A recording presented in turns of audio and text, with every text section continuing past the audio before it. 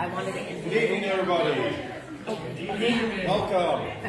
Anyway, I couldn't get it. All right.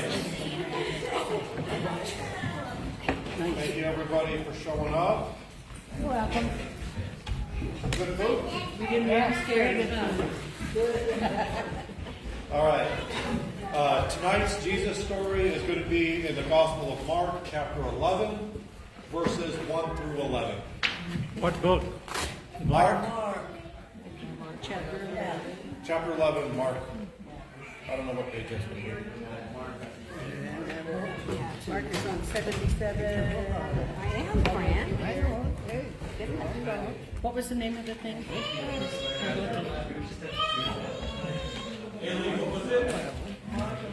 Mark 11.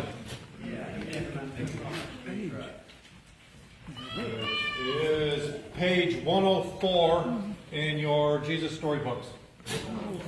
Nowhere near where I was at. It's in Mark. All right. Good. So, today's Friday night, March 22nd. This is the second to last day of Lent. Lent ends on Sunday. So if you've been fasting and praying, just one more day, and we can start feasting. That's what my girl says. Which means Leroy will eat like a pig again. So if you've been following along for the last 5 weeks, we've been in the season of Lent and studying that. And so just a review, starting on Ash Wednesday, Jesus taught us how to fast. And then that first Sunday, he gave us the example of when he fasted for 40 days and then resisted Satan. And then Jesus taught his disciples about his plan for his salvation, and then how to resist Satan again as Peter tried to rebuke him on his plan to save all of us from our sins. And then Jesus went to Jerusalem, and he cleared out the temple, and where we learned that Jesus was the true temple, the true sacrifice, and our judge.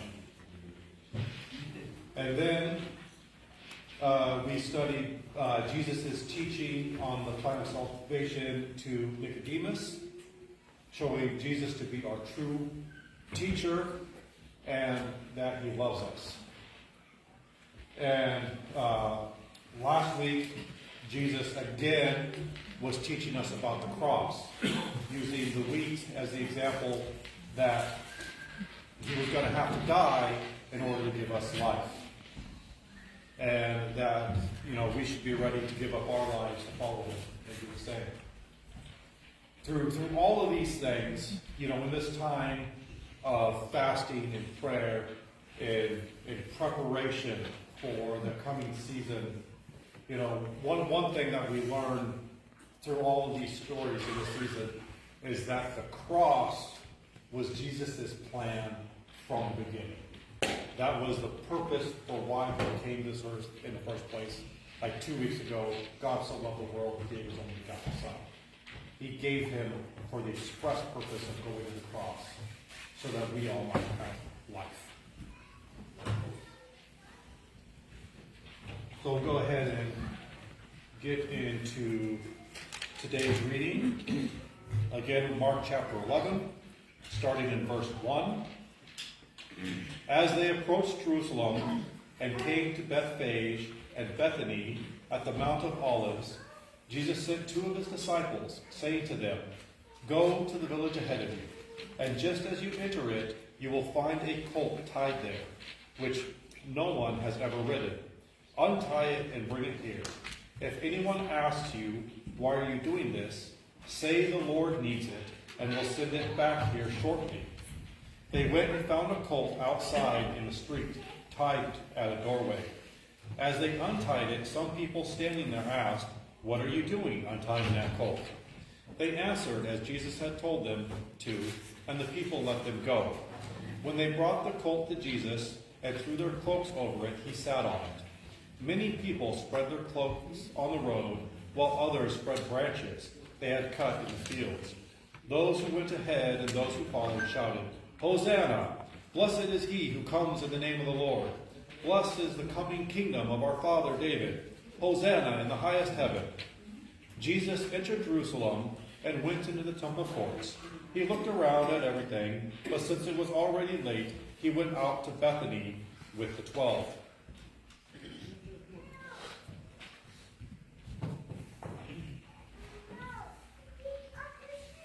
So Jesus is getting ready to go into Jerusalem. And so this happens to be the first day of the Festival of Booths, or unleavened bread, leading up to Passover. This is the beginning of the festival. You might think it is weird that Jesus would go and have his disciples get a donkey. But, there was a very important reason, why Jesus did this. And it seems apparent that he had this planned out ahead of time. Zechariah 9:9. "Rejoice greatly, daughter Zion. Shout, daughter Jerusalem. See, your king comes to you, righteous and victorious, lowly and riding on a donkey, on a colt, the foal of a donkey." It's also prophesied in Genesis 49, when Jacob was prophesying over his son Judah, that his sons would be kings and that they would have donkeys. So a few weeks ago, we were looking at Jesus going into the temple and chasing everybody out. And, and he's been declaring this entire time that he was the Messiah, that he was Emmanuel, God with us, the incarnation of God. Particularly when he was in the temple. And, the temple was just a picture of Jesus. But the people he was talking to, they didn't get that message. Over and over again. Even when he was talking to his own disciples, and he said, the Son of Man must suffer and die and be raised again. They didn't get it. And over again, he was telling people who he was, and they weren't understanding, they weren't getting it. But today, Jesus' plan is he's setting things in motion to go to the cross. And so he sent a message that the Pharisees, the priests, would not misunderstand. When he rode in on that donkey, he declared himself to be king. And everybody understood that prophecy from Zechariah and knew what Jesus was saying when he went in there. That he was king. And, there's still going to be some misinterpretations because about 200 years before, a guy named Simon, the brother of Judas the Hammer, did the same thing and was declared king of the Jews. He was also high priest. And, he had led a bunch of battles against the Greeks. And so now the people are worried that Jesus is going to lead a revolt against the Romans. But that wasn't his plan. His plan is the cross. It always was. Yeah. But he's still king.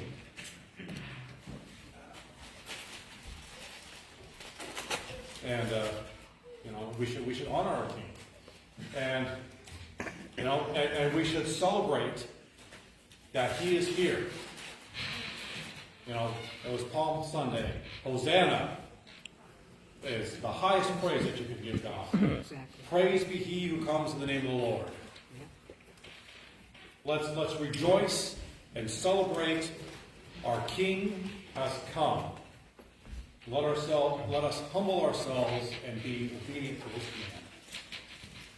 command. Thank you very much.